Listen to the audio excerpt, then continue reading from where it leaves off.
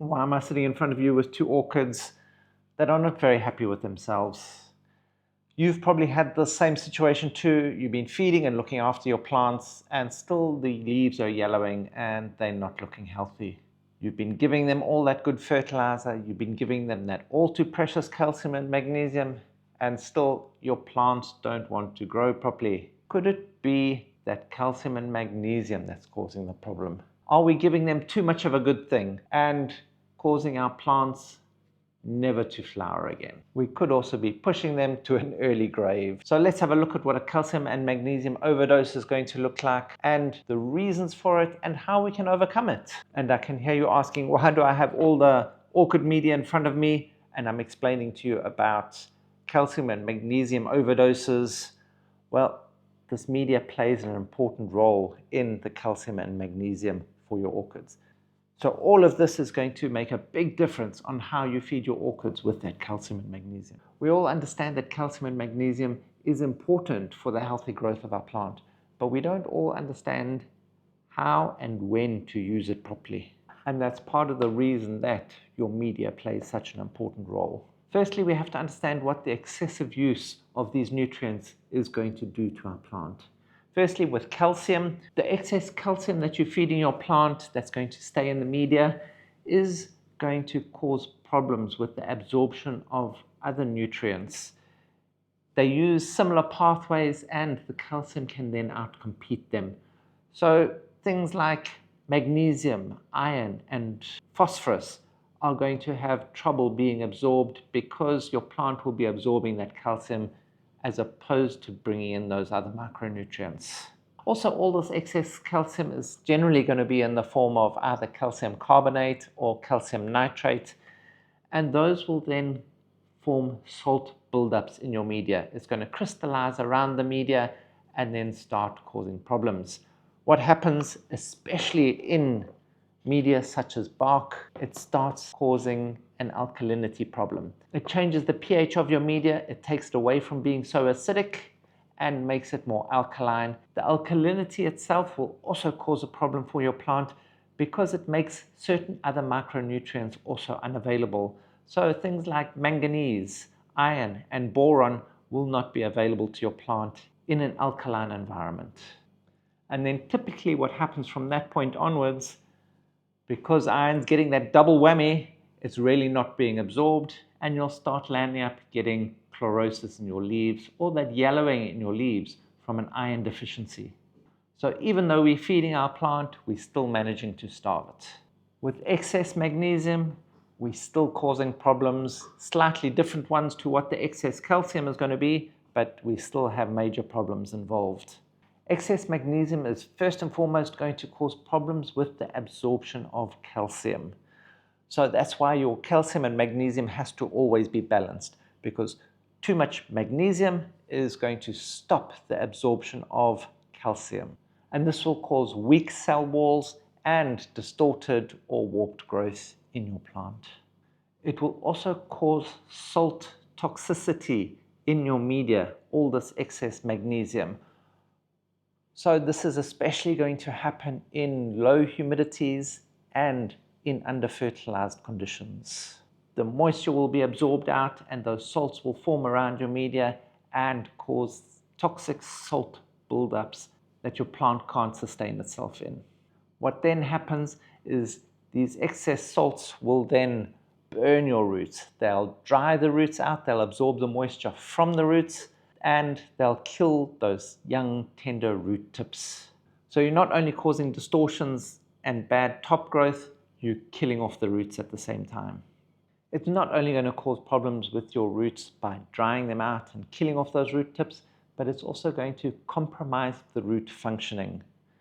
Excessive magnesium, especially with high EC water, that is water with a lot of dissolved solids in it or hard water, what's then going to happen is it will stop your roots from growing. Not only does it stop the roots growing, but it also reduces the ability of the roots to absorb nutrients, as we said before, but also to absorb water. So this is going to help dry out your plant as well, or desiccate your plant. Not something you want to watch happen. along with all those problems that excess magnesium is going to cause to the roots, it's also going to cause damage to the leaves. It's going to cause dying, blackening, deadening of those leaf tips, along with marginal necrosis. So that's something that you're going to have to look out for. That makes it a little bit easier to spot, that you don't have to open out your orchid to see the roots, to see if you're killing it with excess magnesium. We've spoken a little bit about bark, and we've shown how easily the pH can change in your bark media due to excess of calcium. What about your other medias? Things like your inorganic medias, your lacquer, lava rock, brick pieces, things like that, also build up salt really easily. So with excess calcium and excess magnesium, these salts are going to build up quickly because of the fast drying nature of these media. So the moisture is absorbed away quickly, and that will leave those residues of salt there very quickly.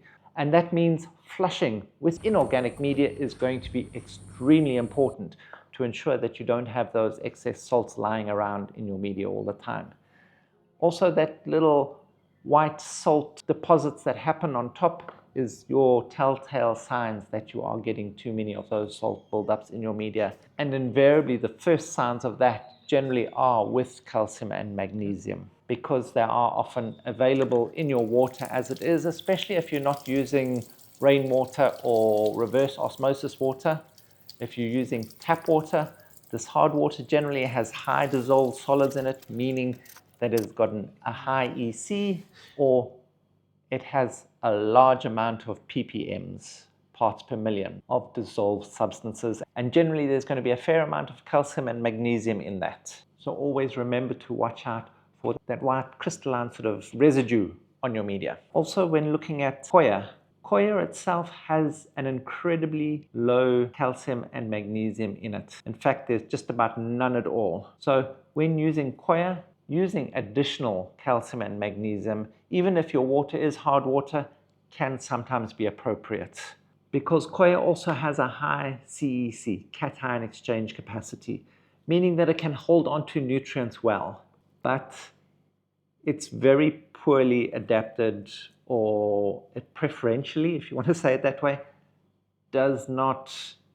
hold on to those calcium and magnesium ions. So with coir, you'll probably land up with a lot of potassium held in your coir, but very little calcium and magnesium. They just tend to flush their way through. Also with coir, from the areas that they come in, often they'll have a high sodium content in them. And even if you rinsing them through, sometimes you're not able to get rid of all that sodium. So sometimes you may need to buffer them by using a calcium and magnesium solution and let them soak in that, because that calcium and magnesium will then displace that excess sodium. So calcium and magnesium supplementation is going to be more important if you're growing in coir than if you're growing in sphagnum moss and bark, because these already have a component of it available. Oh, and also remember, the excessive potassium that your coir is going to hold will also displace calcium and magnesium. So another good reason to ensure that you're flushing these as well, and why that supplementation is going to be important. It will also compete with the calcium and magnesium for absorption, so making less of it available to the plant. So what are those signs that we need to keep an eye out for to see if we have been overfeeding with calcium and magnesium?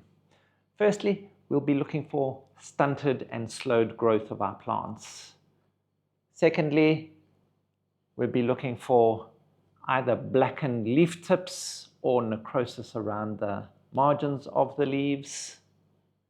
Thirdly, yellowing of the leaves, even though we've been feeding with fertilizers. So it still seems like it's showing us signs of nutrient deficiency. Also, brown, burnt root tips, another telltale sign. And of course, that white crusty appearance to the top of your media. What are the best practices we're going to have to look at to ensure that we're not overfeeding our orchids with that calcium and magnesium? but still ensuring they're getting enough to keep growing well. We're going to have to look at our fertilizer itself. Make sure it already doesn't have any of that calcium and magnesium in it.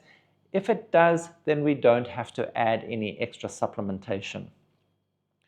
We also need to check our water. If we do, or we're feeding with municipal water or hard water, sometimes groundwater can also have high ppm or an EC, and then that means it has enough calcium and magnesium in it for the plant needs anyway. So then we also don't need to add in any calcium and magnesium. And then always remember to flush your plants well, making sure you can drain away or flush out any of those excess salts so we don't get a buildup in any of these media. But when it comes to coir, always remember you're going to land up having to add some extra calcium and magnesium because of its preference for not holding calcium and magnesium. There's also one other time that you may have to use extra calcium and magnesium, and that is with reverse osmosis water, because reverse osmosis water has no calcium and magnesium in it. And if you are feeding your plants or watering your plants with that, you may need to just put that extra little bit of calcium and magnesium in it for them, because such clean water is also going to draw out a little bit of that mineral and flush it through the pot itself. And that's why you need to take all of these things into account when feeding your orchids. If there's anything I've missed out, please point it out to me in the comments box below, or if there's something you don't understand, just ask again and I'll be sure to get back to you. Ed also posts up a lot of orchid related content in that Buy Me a Coffee link all the time that is available to everyone. So go down there, check it out, and don't be shy. Sign up, become a member, and grow like a pro. And thank you for watching. If you have found any of this information helpful, please hit that like button, hit that subscribe button, and that notification bell, bing bong, to be notified of all our upcoming content so you don't miss out on a thing. Help us grow as we help your orchids grow.